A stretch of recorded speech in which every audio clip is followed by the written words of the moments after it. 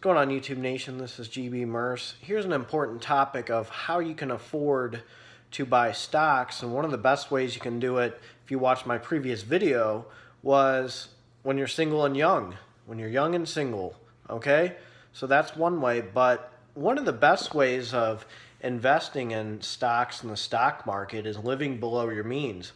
What I mean by that is, you may make a lot of money, but how many people are living paycheck to paycheck because they're going out and spending all this money on expensive dinners or a really nice car, brand new car, or a car that's worth $50,000?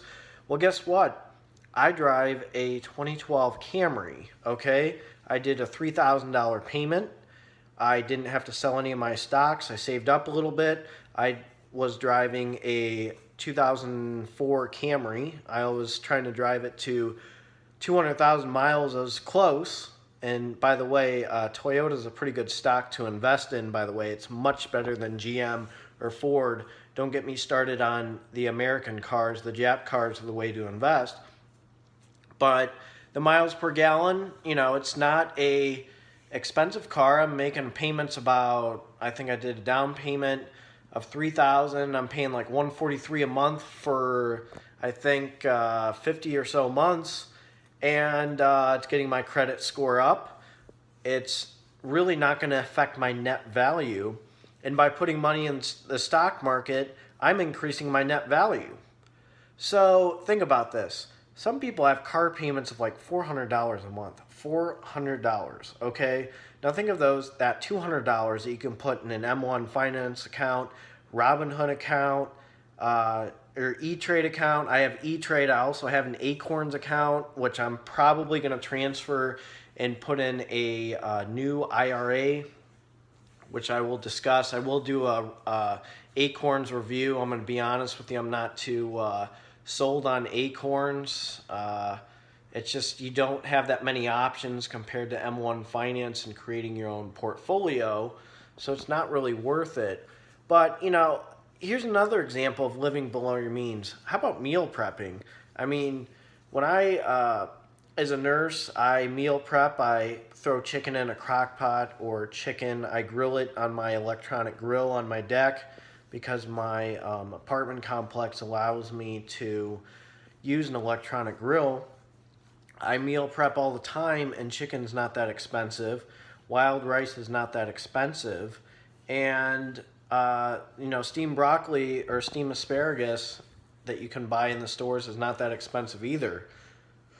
So you're going to save some money in the long run. And let's not forget the brand versus the generic.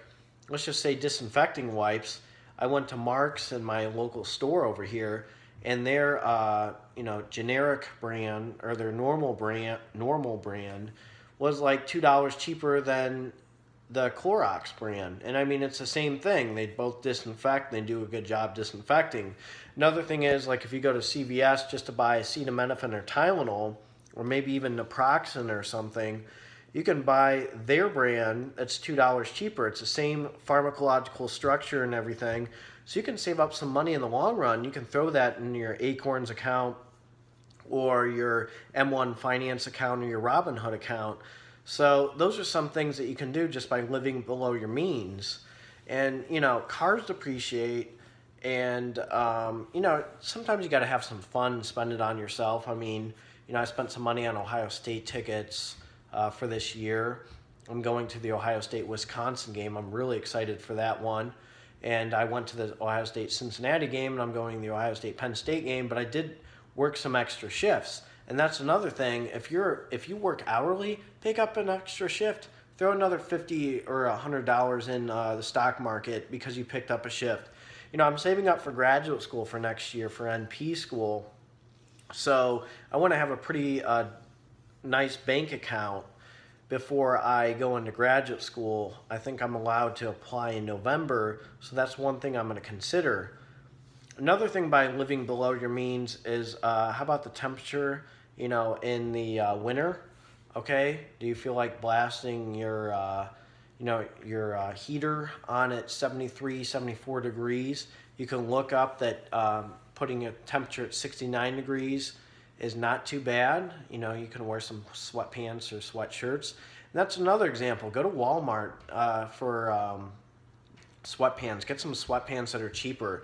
I mean, I used to love And1 back in the day. It used to be like, geez, like $60, $70 for athletic shorts. And now at Walmart, their athletic shorts are like, for And1 is like $7 to $10. So those are some pretty nice workout shorts. If you go to work out in the gym, you don't have to wear Under Armour or anything. And they have those like graphic tees that you can wear. Like I buy like Darth Vader shirts and stuff and Star Wars shirts.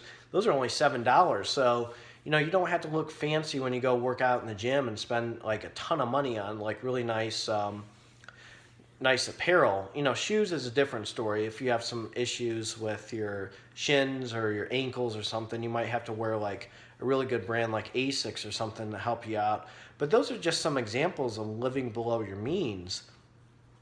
I mean, meal prepping, instead of going to work, going to the cafeteria. Look, I love Chick-fil-A. Chick-fil-A is great, but think about that hour lunch break and you're wasting your time going to get fast food, how expensive that is, or getting Starbucks coffee.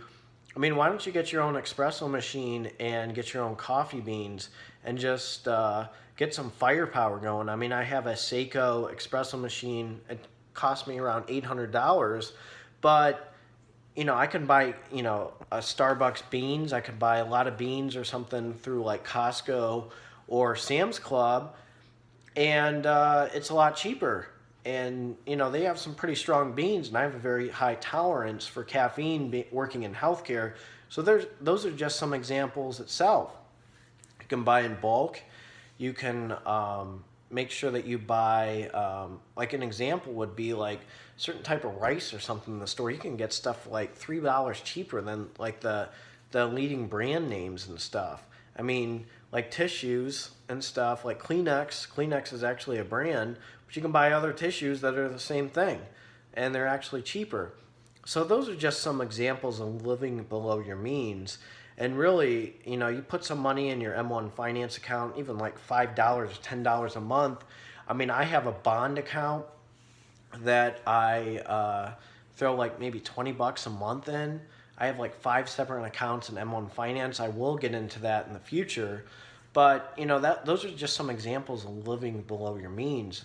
These are some things that can help you increase your net value, help you become a smarter shopper, and to have some discipline when you're out there shopping or meal prepping. Because actually meal prepping has been proven, and there's a lot of research studies, you know, with bodybuilders and people that do stuff with meal prepping, that it is actually more nutritious and more, let's just say it has more nutrients in you versus like fried foods. Plus you have more time to relax during your lunch break if you want to look at stocks or read the news or look at your phone, or you know, you're on a phone conversation with a family member or something. So that's just a few examples. Probably one of the best examples I can tell you about living below your means is when you go to college or you're taking certain courses. Do you really have to take a 4 credit hour English class at a 4-year university where you can go to a community college and its equivalent, and you're saving about $400 to $500 just by going to a community college? My example is I did a post-bachelor accelerated nursing program at Cuyahoga Community College in Cleveland, and that cost me around $4,000 to get my associates. It was what was it, fall, spring, summer, fall. It was very intense, but I saved a lot of money, and it was a return investment. I spent about $4,000, I made about $50,000, and then I had somebody pay for my bachelor's. If you look at my previous videos, I graduated at Ohio University with a 4.0 and my RN to BSN, and my employer paid completely to get my BSN, and they're also going to pay for some of my nurse practitioner school. So think about that. You know, the cost of learning and education. I'm pretty sure you can, CPAs and associates too. I will talk more about some videos about how you can make college a return investment. It's almost impossible to say. And I'm going to discuss some traps that people go into when they go into college in the future. But right now we'll talk about stocks. You know, I'll do some random videos about living below your means. But those are just some examples for you guys to save up some money and throw it in the stock market, throw it in dividend stocks, because you really can treat dividend stocks as a retirement pension, especially monthly and quarterly dividends. So thank you for watching this video. Make sure you like, comment, and subscribe. Make sure you hit the bell so you don't forget to watch. That way you can watch more videos. And by hitting the bell, you can see more evaluation on stocks that I do, or just some advice how to save money that I give, or just some real talk. So, hey, make sure you stick around the channel, and thank you again for watching this. You guys have a great Wednesday, and I'm going to try maybe Thursday or Friday to do a quick discussion on why ETFs are pretty nice. I might try Thursday night, and then probably next week I'll do a video on exchange traded funds and how to evaluate ETFs and good ETFs to look for. I know that you need to have a diversified portfolio, and I will discuss a few of them. I just did on Global X, if you want to watch my some videos on that. But again, thank you for watching this video, and you guys have a good one.